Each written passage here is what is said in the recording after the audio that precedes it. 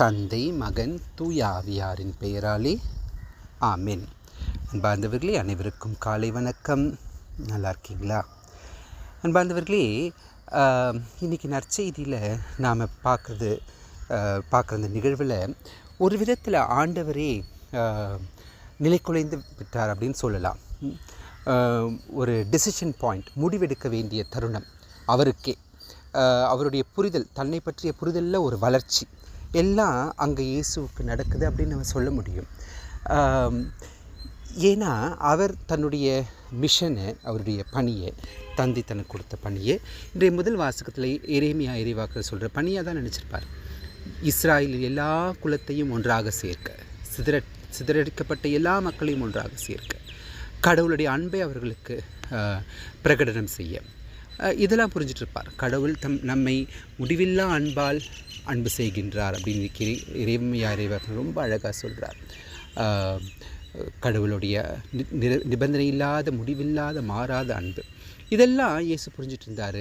தன்னுடைய பணியை இஸ்ராயேல் மக்கள், அவங்களுக்கு தான், அந்த 12 குலங்களுக்கு, அவருடைய சீடர்களை கூட அவங்க அனுப்பி வைக்கும்போது அதுதான் சொல்லி அனுப்புகிறார்.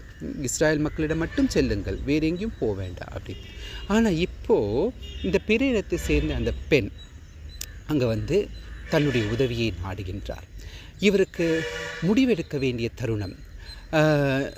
அதனால தான் அவர் பேசலை கொஞ்ச நேரம். சீடர்கள்லாம் கூட திரும்ப திரும்ப அவரிடம் கேட்குறாங்க, இதாக பண்ணுங்க. அவர் ஜெபித்துட்டு கொண்டிருக்கின்றார். அவருடைய கடவுளுடைய சித்தத்தை ஆய்ந்தறிந்து கொண்டிருக்கின்றார். அந்த தருணத்தில் இன்னும் பல இறைவார்த்தைகள் அவர் மனசில் ஓடிந்து இருக்கும். இறைவாக்கினர்களும் திருப்பாடல்களும் சொல்கிற வார்த்தைகள் மனசில் ஓடி இருக்கும்.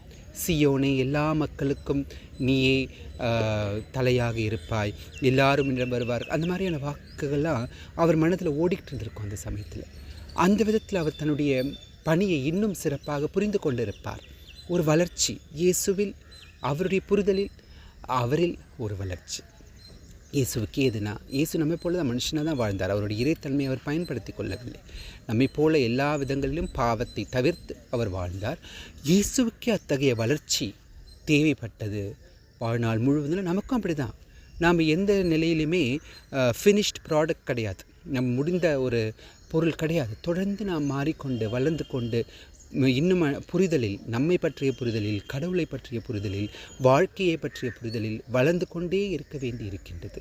இது தனிநபருக்கும் மட்டும் இல்லை, திருச்சபையாகவும் கூட. திருச்சபைக்கு கூட அத்தகைய வளர்ச்சி தேவை.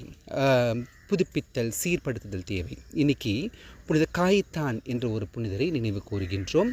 இவர் 15ஆம் நூற்றாண்டின் இறுதியில் 16ஆம் நூற்றாண்டின் துவக்கத்தில் வாழ்ந்தார். மார்ட்டின் லூத்தருக்கு சற்று முந்தைய காலத்தில் வாழ்ந்தவர். மார்ட்டின் லூத்தர் உங்களுக்கு தெரியும், திருச்சபையை சீர்படுத்துவதற்காக திருச்சபையை பிளவுபடுத்தினார். ஆனால் அதற்கு முன்பாகவே பலர் திருச்சபையின் உள்ளேயே இருந்து இந்த திருச்சபையை சீர்படுத்த போராடி கொண்டிருந்தார்கள். அவர்களில் ஒருத்தர் தான் காயித்தான். திருச்சபையை பிளவுபடுத்தலை, ஆனால் சீர்படுத்த வேண்டியது அவசியத்தை உணர்ந்தவர்களாக தன்னுடைய முயற்சிகளை செய்து கொண்டிருந்தார்கள். அவர் இந்த விதத்தில் காயித்தான் தியேட்டைன்ஸ் என்ற ஒரு சபை அப்படின்னு சொல்லலாம். அது கிளர்ஜி, இந்த டயசஸின் குருக்களுடைய வாழ்க்கை முறையை சீர்படுத்துவதற்கான ஒரு வழிமுறைகளை அவர் எடுத்துக்கொண்டிருந்தார், முயற்சிகளை எடுத்துக்கொண்டிருந்தார். இந்த விதத்தில் திருச்சபையும் கூட சீர்படுத்த தேவைப்பட்டது. அன்றும் சரி, இன்றும் சரி. நாம் கூட எந்த தருணத்திலும் நம்ம ஃபினிஷ்ட் ப்ராடக்ட், நம்ம இவ்வளோ தான், இதுக்கு மேலே வளர தேவையில்லை அப்படின்ற எதுவுமே இருக்காது. வேணால் உடல் வளர்ச்சி வேணால் அப்படி ஆகலாம், ஆனால் மன வளர்ச்சி, நம்முடைய முதிர்ச்சி, நம்முடைய புரிதல் எதுவுமே ஃபுல்லாக நம்ம ஃபர்ஸ்ட் டேலேருந்து அதே மாதிரி புரிதலோடு இருப்பது கிடையாது. ஆண்டவருக்கே வளர்ச்சி தேவைப்பட்டதில் நமக்கும் அப்படி தான் தேவைப்படும்.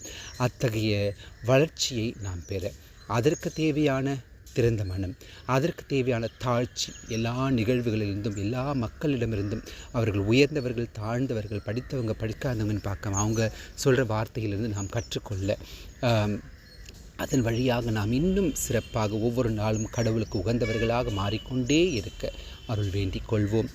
அன்பு தந்தையே இறைவா, இந்த நாள் முழுவதும் எங்களை பாதுகாத்தருளும். நாங்கள் தாழ்ச்சியோடும், திறந்த மனதோடும், மகிழ்ச்சியோடும் உம்முடைய சித்தத்தை ஒவ்வொரு நாளும் ஆய்ந்தறிந்து அதன் வழியாக நாங்கள் தனி மனிதர்களாகவும் திருச்சபையாகவும் வளர்ந்து கொண்டே இருக்க எங்களுக்கு அருள் புரியுமாறு எங்கள் ஆண்டவர் இயேசு கிறிஸ்து வழியாக உம்மிடம் மன்றாடுகின்றோம் தந்தையே. ஆமென்.